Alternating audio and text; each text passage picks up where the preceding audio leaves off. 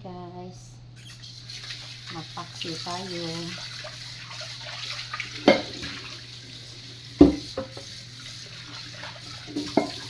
Paksi tayo guys. Lunch natin. Ako na lang isa dito na naiwan na ito na ako. Mga pamangkin ko ay talaga sila makalinis na wala ng time pag sila maiwan. Ano pa ito, ano pa, matunugan pa, tulog pa ng mga panggulo. Ito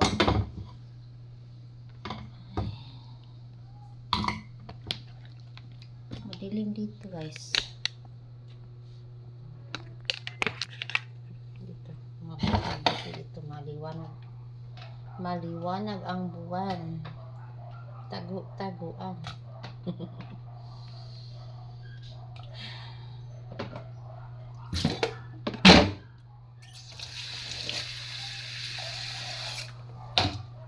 Pagod na ako eh. Napapagod si Gina sa hintay ng ayuda.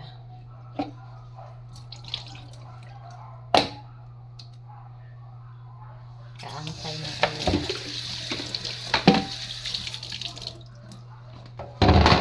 Iba na ang ano ko guys, oh, sa buhok ko.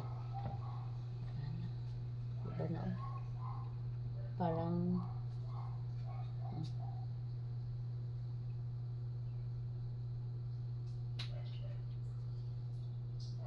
yulok ang style sa buhok ko. Iba dito kasi bandan.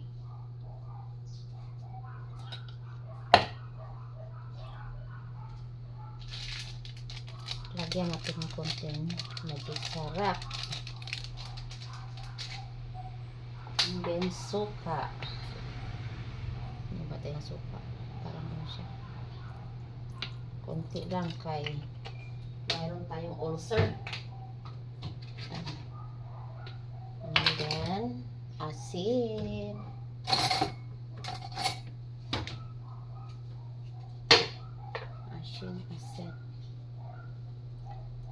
konting asin. Hindi natin ialat din.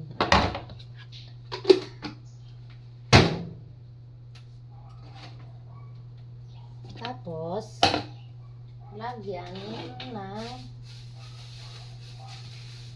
sibuyas at saka bawang. Yan.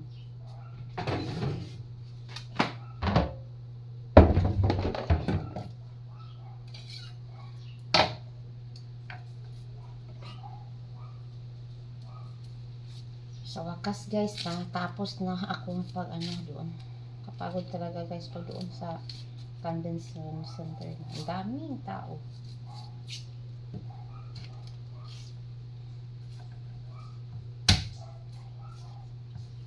Pahinga na ako ngayon. Ay.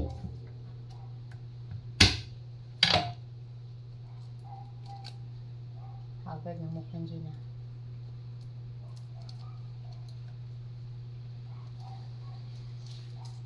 First time ko naka-style ganitong buhok guys. Kalabanan kay hindi ko ang akong buhok kay kuan straight then minsan ano ito layer kasi ito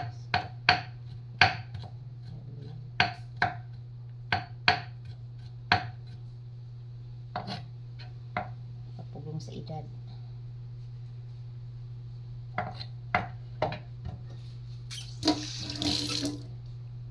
Medyo naliit na po kunti. Pero ang braso, laki pa rin.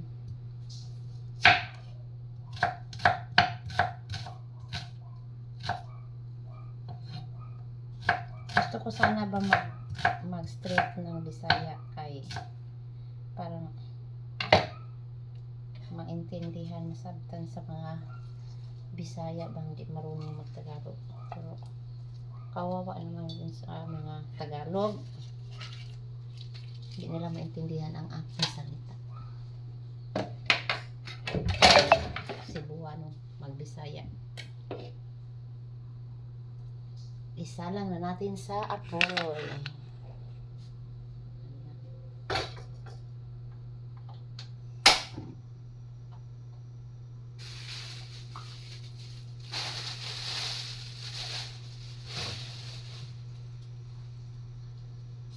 Apoy, ito. Lagyan ng kunting tubig.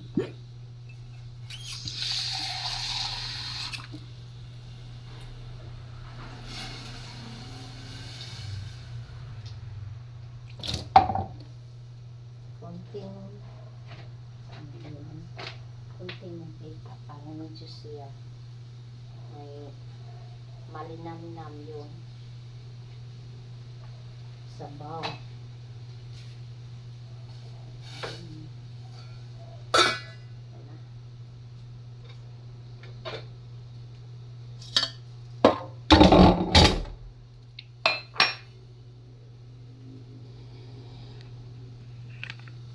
Tapos na guys. Bye bye. Thank you for watching.